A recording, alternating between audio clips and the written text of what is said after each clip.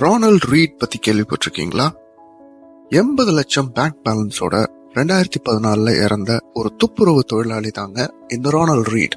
ஆமாங்க, ஒரு துப்புரவு தொழிலாளி. அவருக்கு லாட்டரி எதுவும் அடிக்கல, அப்புறம் பரம்பரையா சொத்து எதுவும் கிடைக்கல. ஆனா மனுஷன் கன்சிஸ்டன்டா சேவ் பண்ணாருங்க. காம்பவுண்டிங் உடைய மகிமைகள் தான் அவரை இந்த உச்சத்துக்கு கொண்டு போச்சு. இந்த கதையோட கருத்து என்னன்னா, பணத்தை பத்தின உங்க அறிவை விட உங்க பிஹேவியர் ரொம்ப ரொம்ப முக்கியம். அதாவது உங்க நடத்தை ரொம்ப ரொம்ப முக்கியம். நீங்க பெரிய படிப்பெல்லாம் படிக்க தேவையில்ல, ஆனா கரெக்டா பிஹேவ் பண்ணீங்கன்னா அந்த பிஹேவியர் உங்களை பணக்காரனா மாத்திரும். மார்கன் ஹவுசல் என்ன சொல்றாருன்னா, financial success is a soft skill. Financial சக்சஸ்ங்கிறது ஒரு ஹார்ட் ஸ்கில் இல்லைங்க, ஒரு soft skill. Psychology of money என்கிற புக்ல இருந்து டாப் 5 லெசன்ஸ் தான் நம்ம இன்னைக்கு பார்க்க போறோம். Lesson number 1, pay the price. அதாவது விலை செலுத்துங்க. உங்களுக்கு ஒரு புது வாட்ச் தேவைப்படுதுன்னு வச்சுக்குவோம். நீங்க ஒரு கடைக்கு போய் ஒரு அழகான வாட்சை செலக்ட் பண்றீங்க. உங்க ஃப்ரெண்ட்ஸ் எல்லாம் பார்த்து புகழ்ற அளவுக்கு அந்த வாட்ச் பார்க்க அழகா இருக்கு. இந்த இடத்துல உங்களுக்கு 2 ஆப்ஷன் இருக்கு. ஆப்ஷன் ஏ, அதுக்காக காசு கொடுக்கறது. ஆப்ஷன் பி, அதை தூக்கிட்டு ஓடுறது, அதாவது திருடுறது. என்னோட கேஸ் என்னன்னா, நம்மள எல்லாருமே ஆப்ஷன் ஏவை தான் சூஸ் பண்ணுவோம். அதுக்காக காசு கொடுக்கத்தான் ரெடி ஆகும்.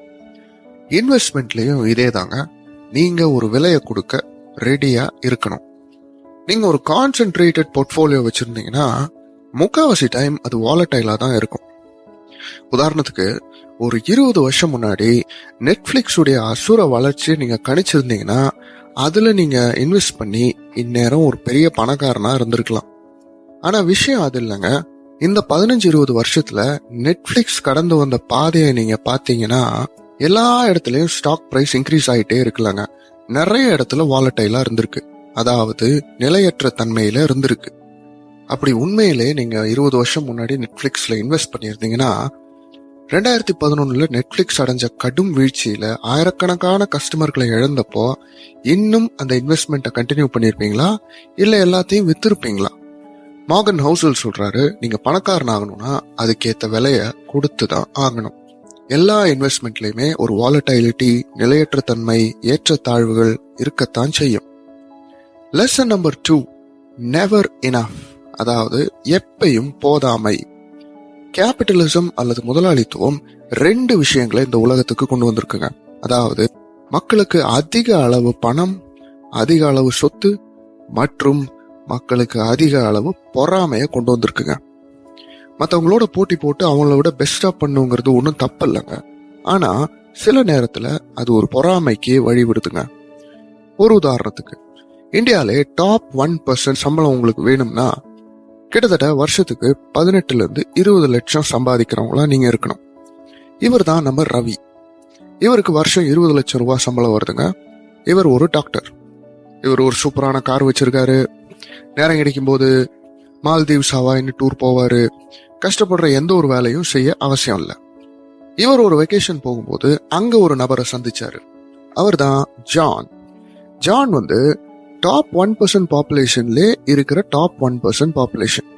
அவர் ஒரு கம்பெனியோட சிஇஓங்க. அவருடைய வருஷ வருமானம் மட்டும் 1 கோடிக்கும் அதிகம். இவரை வச்சு பார்க்கும்போது நம்ம ரவியோட இன்கம்லாம் ஒண்ணுமே இல்லைங்க. ஆனா ஜானுடைய க்ளோஸ் ஃப்ரெண்ட் தான் விராட் கோலி. விராட் கோலியோட இன்கம் 100 கோடிக்கும் அதிகமா இருக்குங்க. அதை வச்சு பார்த்தா நம்ம ஜானோட இன்கம் ஒண்ணுமே இல்லைங்க. விராட் கோலியோட க்ளோஸ் சர்க்கிள்ல இருக்கிற இன்னொருத்தர் தான் அம்பானி.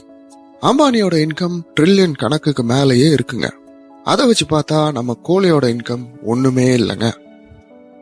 இப்படி ஒருத்தர் மாத்தி ஒருத்தர் கம்பேர் பண்ணிக்கிட்டே இருந்தோம்னா எப்பயுமே நமக்கு ஒரு போதாமை இருந்துகிட்டே இருக்குங்க.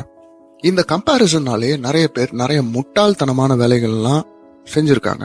நிறைய பேர் அவங்க போர்ட்போலியோஸை நல்லா பல்லு வரைக்கும் தலை வரைக்கும் லெவரேஜ் பண்ணி கடைசியில எல்லாத்தையும் இழந்துட்டு சூசைட் பண்ணிக்கிறாங்க.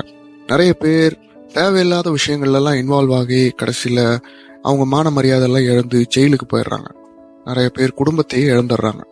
ஸோ நம்ம பணம் சம்பாதிக்கும் போது போதுங்கிற ஒரு மனப்பான்மையை ஒரு கட்டத்துல அடையணும்னு தீர்மானம் பண்ணணும். Number 3, perspectives differ.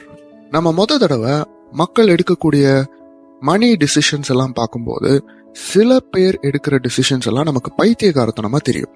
பட் ஒரு விஷயத்த ஞாபகம் வச்சுக்கோங்க, எல்லாரும் ஒரே சிச்சுவேஷன்ல இருந்து, ஒரே பேரண்ட்ஸ்ல இருந்து, ஒரே விதமான லைஃப் எக்ஸ்பீரியன்ஸ்ல இருந்து வரலங்க. எல்லாருக்கும் வித்தியாசமான சிச்சுவேஷன்ஸ், வித்தியாசமான பேரண்ட்ஸ், வித்தியாசமான லைஃப் சிச்சுவேஷன்ஸ் இருந்துச்சுங்க. ஒருத்தருக்கு பைத்தியகாரத்தனமா தெரியற ஒரு விஷயம் இன்னொருத்தருக்கு ரொம்ப பெர்ஃபெக்டா கச்சிதமா இருக்கிற மாதிரி தெரியும்.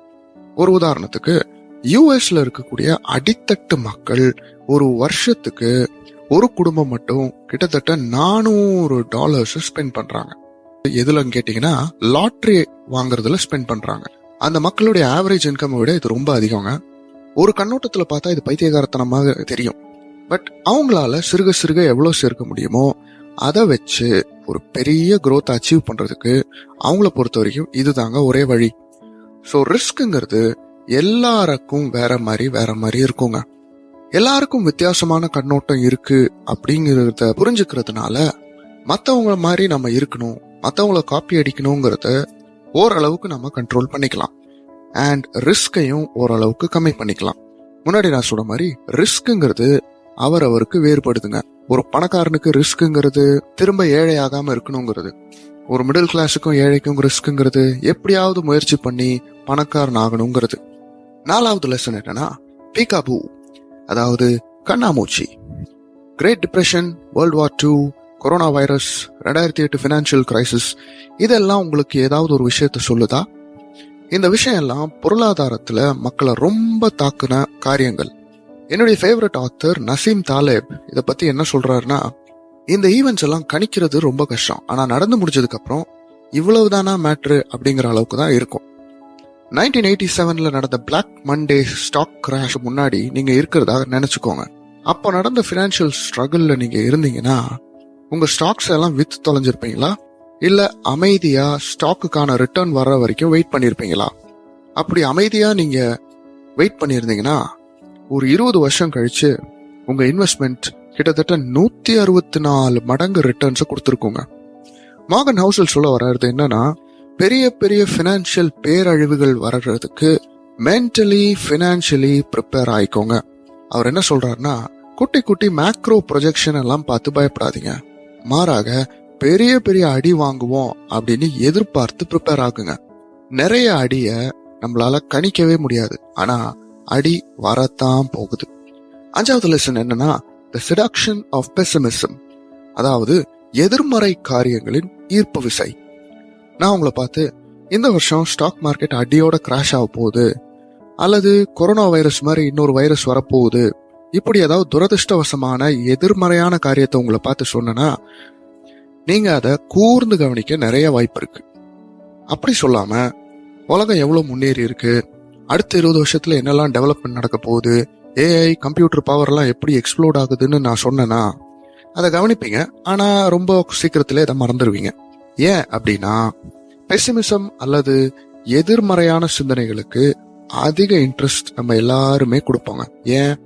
ஏன்னா அது ஒரு சர்வைவல் இன்ஸ்டிங்க்ட்.